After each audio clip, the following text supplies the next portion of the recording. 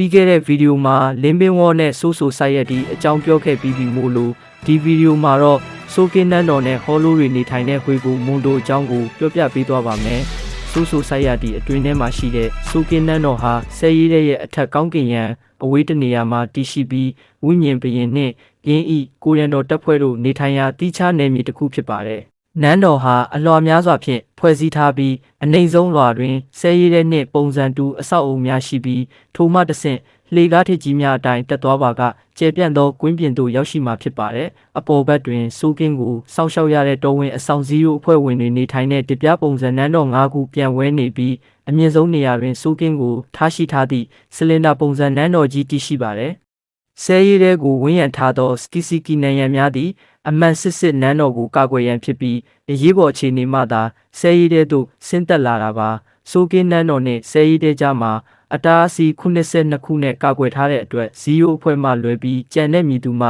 အလွယ်တကူဝင်လို့မရပါ။အိုကန်လို့ခေါ်တဲ့ဘရင်တော်ဖြင့်သာဝင်ရောက်နိုင်ပါတယ်။ဟောလိုတွေနေထိုင်တဲ့ဟွေကိုမွန်တိုဆိုတာဟာစပိန်လိုဟာလာဟင်းလင်းကဘာလို့အတိတ်ပဲရပါတယ်။ထိုနေရာဟာလူလောကဆိုဆိုဆိုက်ယတီနဲ့ငရဲတို့နှင့်တီးခြားတည်ရှိနေတဲ့အလော့တစ်ခုဖြစ်ပြီးဟောလိုနှင့်အာရန်ကာများနေထိုင်ရာလူသူကင်းမဲ့သောတဲကန်နာရနယ်မြေတစ်ခုဖြစ်ပါတယ်။အဆုံးမရှိတဲ့ဖြူလွှားလွှားတဲပြင်များလာချမ်းကွေးနှင့်ကောင်းကင်အမဲရောင်ဘက်ကြောင်နှင့်ပုံဆောင်ခဲတစ်ပင်များဖြင့်ထူးခြားနေပြီးအင်အားကြီးသူကသာအုပ်ဆိုးသည့်ဥပဒေမဲ့နယ်မြေတစ်ခုလည်းဖြစ်ပါတယ်။လက်ကောင်းသည်ဟောလိုများ၏ရင်ထဲကအာသာမပြေမှုနှင့်ဗလာဖြစ်နေမှုကိုဖော်ပြသည်။ဟောလိုများအတွက်အစာဖြစ်စေသောရီရှိရီကျွဲဝပြီး6ကတ်နိုင်ပါတယ်။ဟွေကိုမွန်တိုကိုဂါကန်ဒါလို့ခေါ်တဲ့ပေါ်တော်အပေါက်များမှတဆင့်ဝင်ရောက်နိုင်သည့်ဟောလိုများ၏နှလုံးသားထဲရှိဟာလာဟင်းလင်းဖြစ်မှုကိုဗုဒ္ဓဘာသာရှိပြိတ္တာအယူအဆအပေါ်အခြေခံထားတာပါ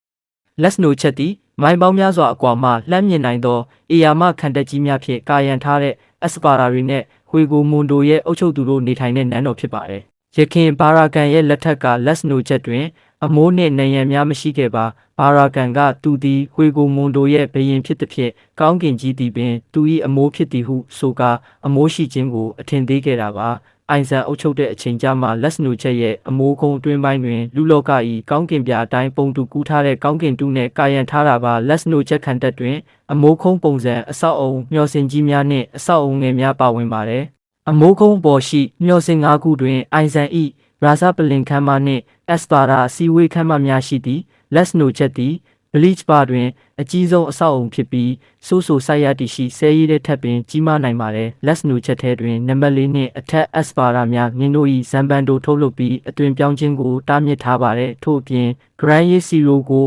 အသုံးပြုခြင်းကိုလည်းတားမြစ်ထားပါတယ်